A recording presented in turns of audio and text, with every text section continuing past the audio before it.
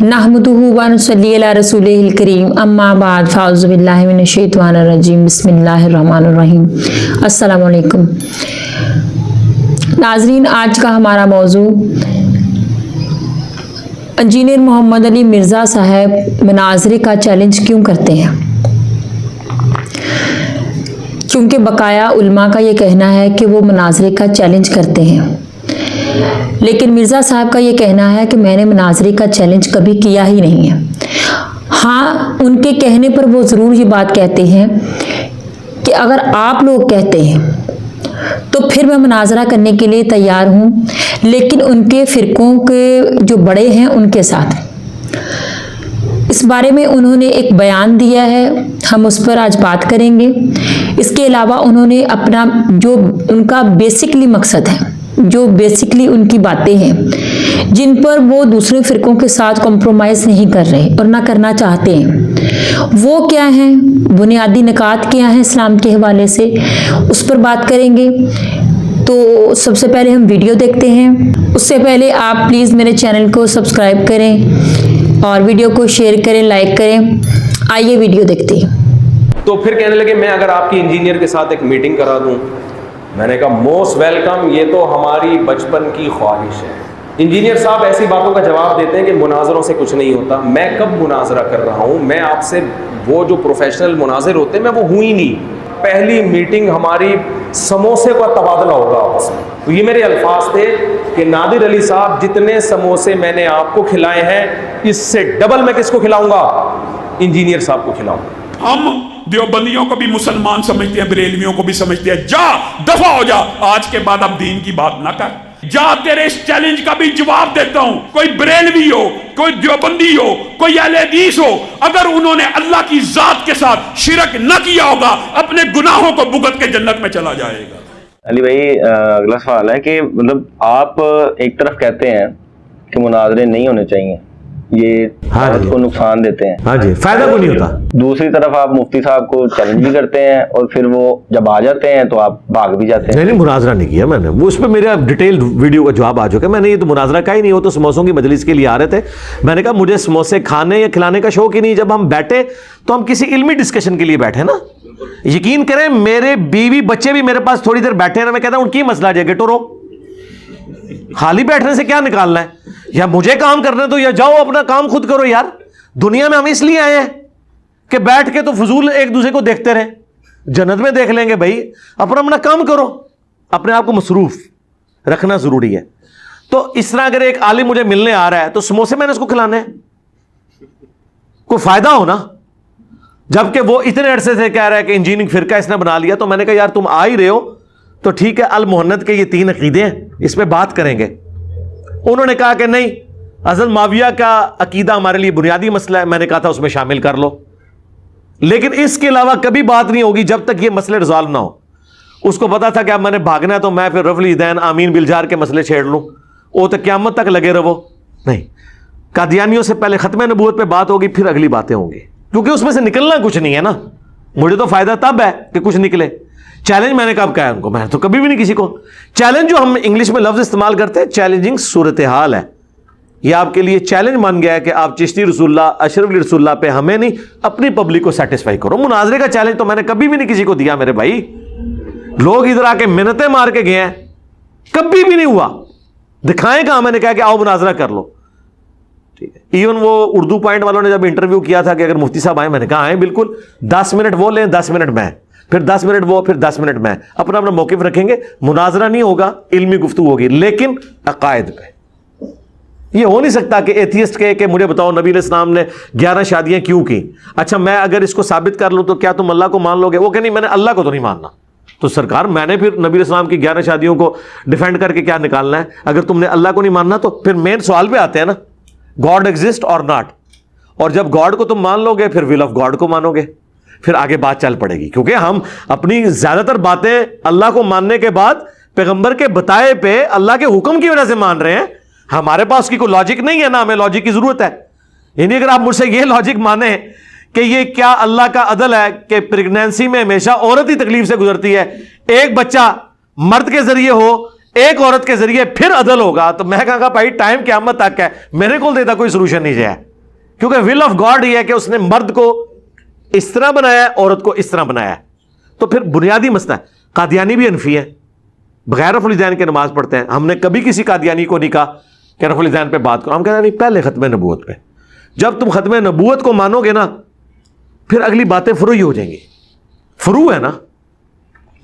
اور اگر میں نے اس کو کہتا ہے نا جی وہ یہ مسئلے اٹھاتا ہے, یہ مسئلے اٹھا کے میں نے کبھی اپنے کسی اسٹوڈنٹ کو کہا کہ دیوبندی بریلوی کے پیچھے نماز نہ پڑھے, تو اس کا مطلب یہ ہے کہ میں نے اس کو مسئلہ بڑا نہیں بنایا. نہیں بنایا نا, عقیدے کو اس لیے بنایا ہے. پھر وہ کہتے ہیں اچھا تو پھر عقیدہ بھی اس کا مطلب ہے اس کو بھی بڑا نہ بنایا. بھائی عقیدے اور اصول اور فروع کو دیکھیں گے تو بڑا مسئلہ عقیدے کا. عقیدے کو اس لیے نہیں بنایا کہ صحابہ کرام خوارج کے پیچھے نماز پڑھ لیتے تھے, جن کو نبی علیہ السلام نے جہنم کے کتے کہا ہے. صحابہ کو پتا تھا کہ خوارج جہنم کے کتے ہیں, ہمیں نہیں پتا کہ آپ جہنم کے کتے ہیں کہ نہیں. دنیا میں تو 14 ٹیکے لگتے ہیں ہمارے اسٹوڈنٹس کو آپ سے جب مسئلہ پوچھتے ہیں, زیادہ لگ جاتے ہیں بعض اوقات. ہم نے کبھی نہیں کہا کہ یہ فرقے جو ہیں یہ جہنم کے کتے ہیں. جو کنفرم جہنم کے کتے تھے, مطلب جہنم کے کتوں کے مقابلے پہ دنیا کے کتے تھے شاید کوئی نہیں. ہم نے کبھی نہیں کہا کہ جہنم کے کتے ہیں. کہا ہے جہنم کے کتوں کے پیچھے صحابہ نے نماز پڑھی ہے. عقیدے بھی خراب, صحابہ کی تکفیر کرتے تھے, اس وجہ سے ہم اجازت دیتے ہیں.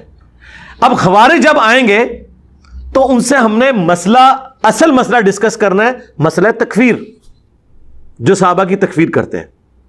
ہم نے ان سے یہ نہیں کہنا کہ تم لوگ نمازیں لمبی کیوں پڑھتے ہو, تمہاری داڑیاں اتنی لمبی کیوں ہیں. یہ بات کے مسئلے ہیں. پہلی بات ہے مسئلہ تکفیر, یہ ڈسکس ہوگا. ان کے ساتھ بھی ویسے ان سے بھی مسئلہ تکفیر ہی ڈسکس ہونا چاہیے. تکفیر تو کرتے ہیں ایک دوسرے کی, یہ نہیں کرتے. ہاں کہتے نہیں مسلمان مانتے ہیں, نہ نہ انجنی اے لکھ کے دو کہ سارے فرقے انہی عقیدوں پہ مرے تو جنت میں چلے جائیں گے. وہ کہ نہیں, اگر کوئی شرک نہ کرتا ہوا تو ہم دیوبندیوں کو بھی مسلمان سمجھتے ہیں, بریلویوں کو بھی سمجھتے ہیں. جا دفع ہو جا, آج کے بعد اب دین کی بات نہ کر. جا تیرے اس چیلنج کا بھی جواب دیتا ہوں. کوئی بریلوی ہو, کوئی دیوبندی ہو, کوئی اہل حدیث ہو, اگر انہوں نے اللہ کی ذات کے ساتھ شرک نہ کیا ہوگا, اپنے گناہوں کو بھگت کے جنت میں چلا جائے گا. وہ سرکار یہ اہل حدیث جو یہ راگ لاپ رہے ہیں نا, بریلوی بھی کہتے ہیں کہ اگر کوئی وہابی گستاخ رسول نہ ہوا تو, اور کہتے ہیں ٹائم قیامت تک دے کوئی وہابی لے کے اور گستاخ رسول نہ ہوئے. تو سارے وہابیوں کو گستاخ رسول مانتے ہیں. کیوں؟ علم الغیب, نور بشر, حاضر و ناظر, ان سارے مسئلوں میں وہ اہل حدیث کو گستاخ رسول مانتے ہیں. اہل حدیث نے یہ مسئلے ان کے ماننے نہیں ہیں تو گستاخ رسول رہیں گے. ایک کنفلکٹ قیامت تک ریزالو نہیں ہونا. اور بریلویوں نے بابوں کو پکارنا نہیں چھوڑنا. وہ غیر مستقل بذات اور تائی کا فرق کر کے اس کو عین توحید سمجھ کے بابوں کو پکارتے رہیں گے وسیلہ اور توسل کے نام پہ. اہل حدیث نے کبھی ان کی توحید ایکسیپٹ نہیں کرنی. تو مسئلہ تو رہے گا. اللہ کا شکر ہے, یقین کریں لوگ تو اپنے دوسرے فرقوں کے ماں باپ کا جنازہ نہیں پڑھتے تھے. ٹھیک ہے, قطع تعلقی کر بیٹھے تھے. ہم نے آ کے خدا نہ آ جائے یار, غلطی لگ گئی.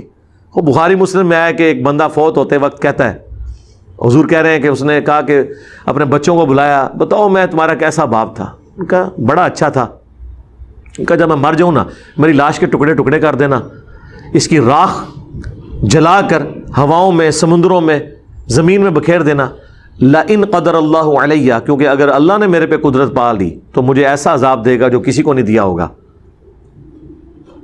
اس کے بیٹوں نے یہی کیا. اللہ نے ہواؤں کو حکم دیا, پانیوں کو, اس کی راکھ سمیٹ کے دوبارہ زندہ کر لیا. اللہ نے کہا ہوئے پھنس گیا نا, پھر کہ تو نے کیوں کیا؟ اس نے کہا اللہ میں تجھے ڈرتا تھا. یعنی اس کا یہ عقیدہ تھا کہ مجھے اللہ کو جواب دے ہونا ہے, لیکن یہ عقیدہ تھا کہ اگر اس طرح ہوا پھر اللہ مجھے زندہ نہیں کر سکتا. تو یہ عقیدہ کیا ہے؟ کفر. لیکن جزوی, مطلقاً کفر نہیں مانتا تھا. مطلقاً ہوتا تو وہ یہ کہتا ہی نا کہ مجھے کسی کا ڈر ہے کہ جس نے مجھے دوبارہ پیدا کر کے, ایک جز کے اندر کفر تھا. اللہ نے اس کی وہ ایکسیپٹیبلٹی کر لی. اللہ نے کہا تیرا یقین تھا تجھے کو پوچھے گا؟ تھا یا اللہ, اس لیے تو یہ بچنے کے لیے کیا. اللہ نے فرمایا جا بخش دیا. اس سے پتہ چلا کہ اگر کسی کے عقیدے میں جزوی شرک ہو, اللہ چاہے تو معاف کر سکتا ہے. جزوی شرک ہم نہیں اس کو کہیں گے, عین ممکن ہے اللہ نہ معاف کرے.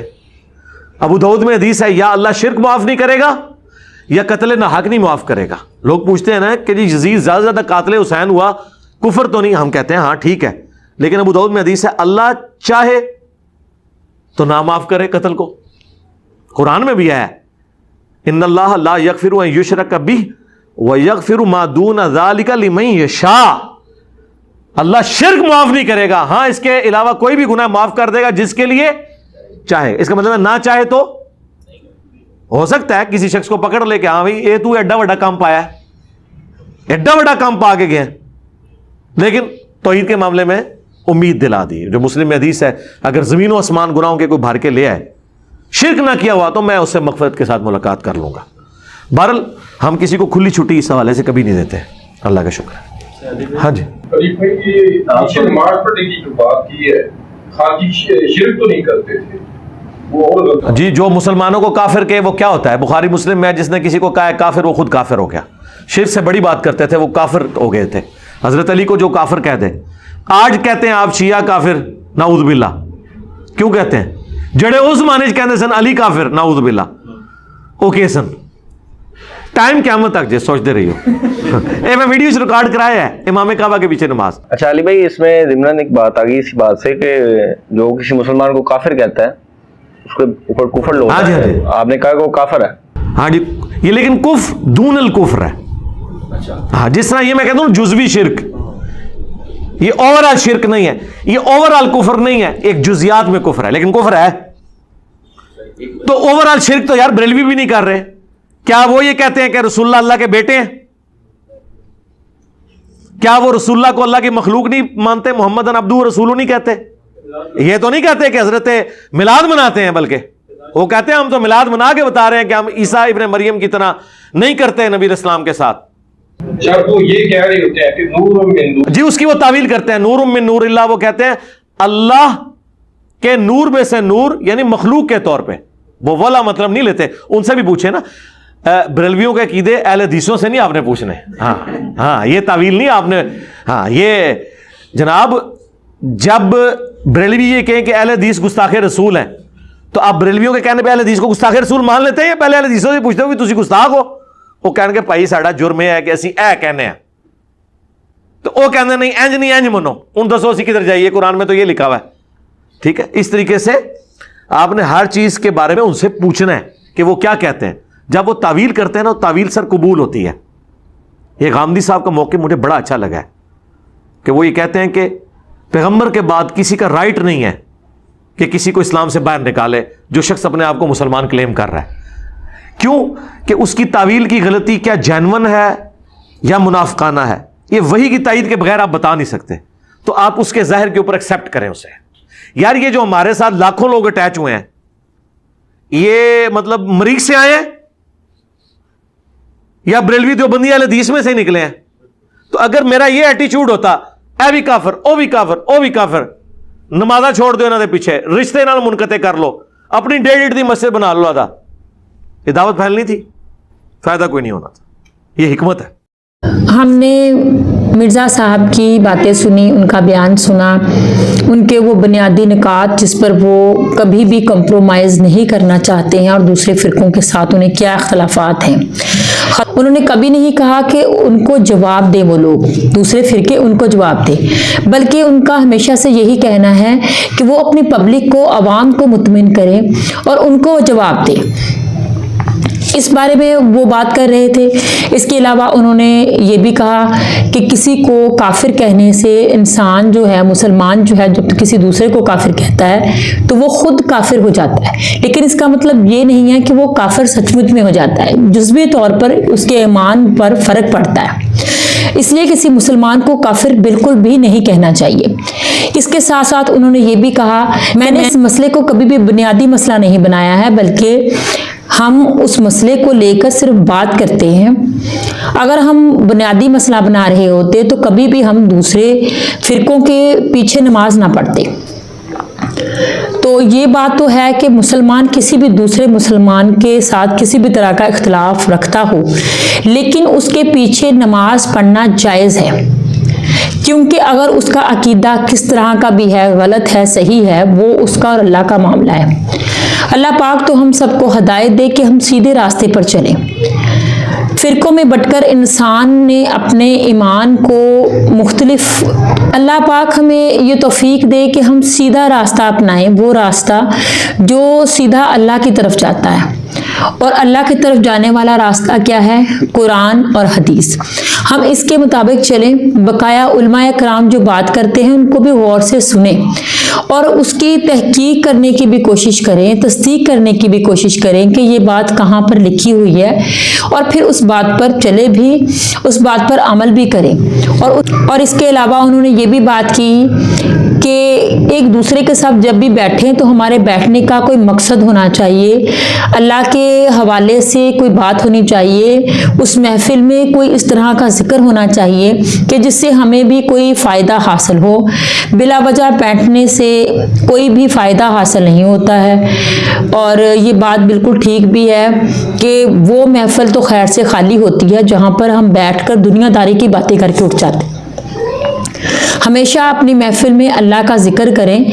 आप दोस्तों के पास बैठे हैं, घर वालों के पास बैठे हैं, किसी रिश्तेदार के पास बैठे हैं, तो वहाँ अल्लाह का जिक्र, अल्लाह के रसूल का जिक्र जो है वो लाजमी होना चाहिए, क्योंकि वो महफिल खैर से खाली होती है जिसमें अल्लाह का जिक्र नहीं होता है। अल्लाह पाक हम सबको तौफीक दे कि हम सही और गलत की पहचान करें और सीधे रास्ते पर चलें, और अल्लाह पाक हमें उस फ़िरका में से करे जो फ़िरका सीधा जन्नत में जाएगा। अल्लाह पाक हमें हदायत दे, आमीन। चैनल को प्लीज़ सब्सक्राइब करें और वीडियो को शेयर करें, लाइक करें, कमेंट्स बॉक्स में जाकर अपनी राय का इज़हार ज़रूर कीजिए। अस्सलाम वालेकुम।